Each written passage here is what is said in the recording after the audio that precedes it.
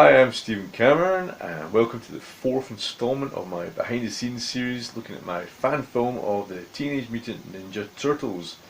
If you haven't already seen the teaser for my film, please click on the description below and check it out. Today I want to talk a bit about animation, and very specifically I want to recommend this book that I've got. I've had this version of this book I've had for a few years now. It's called The Animator's Survival Kit. It's by a guy called Rich Williams, who was the director of animation on a film called Who Framed Roger Rabbit. That's quite a cool film, pretty old, but you should check it out, it's really good. This book is an absolute treasure trove of formulas and practical advice. It's got a wee bit of history of animation, plus a bit about the author himself, his sort of journey through being an artist and then getting interested in animation, and all the different sort of legendary Disney animators that he's learned from over the years. So I highly recommend this book. So even if you're into like 2D or 3D animation, it's definitely, like, it covers both. It's not that it covers 3D, but I mean the techniques that it teaches in 2D are definitely transferable to 3D. It's got all the things from like walk cycles, runs, jumps, sneaks. It covers dialogue a little bit, and not just like one run or one walk. It covers, like, it shows you all different types and how to think about what your character is like, whether they're heavy or thin, or if they're tired or drunk or just whatever. It just makes you think about the character and not just a walk cycle for the sake of a walk cycle. It goes into all the different bits of what makes up the animation, from like the extremes to the breakdowns and the passing positions.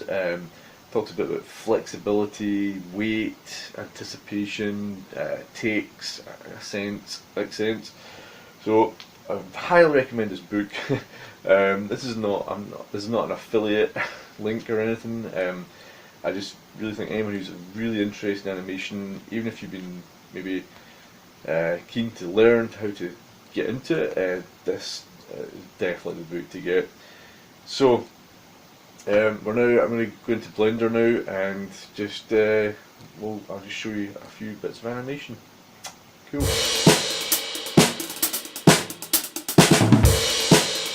Okay, so here we have a walk cycle that I set up for Leo.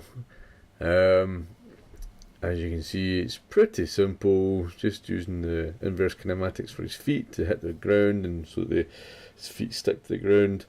And obviously his body moves a wee bit side to side, and his arms swing with the opposite leg. And I've got a wee bit of flap on the bandana scarfy thing at the back, just to give it a bit of life.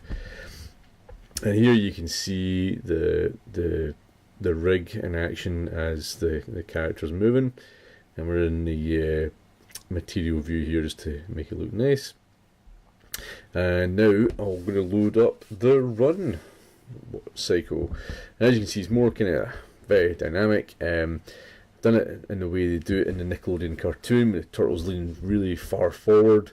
In this one you can see that his hands are a fist rather than pointing backwards, but it's not really that important to me. And again, here we have the rig as he runs, just so you can see what's going on behind the scenes. And I've got one last simple animation to show you, which we'll just load up, and here it is. This is the ultra dramatic Leo standing on a rooftop with his bandana flapping in the night wind, looking over New York City. No, it's just his bandana flapping. But anyway, I just thought I'd like to show that guy to you guys, just for fun. And there's the mesh, and then yeah, the last thing we need to do tonight. Oh, that's the rig there. Just to show you that there's not much happening apart from the hand animated bandana. Okay, so now the last thing we need to do is the frame count. So last week we were at 6,402, and this week, if you can look down the bottom, 6,462. So I've only done an extra 60 frames since last week. That's pretty bad. I will work harder this week. Well, thanks very much for watching. I hope you enjoyed this episode. If you did, please like and subscribe, and I'll see you next time.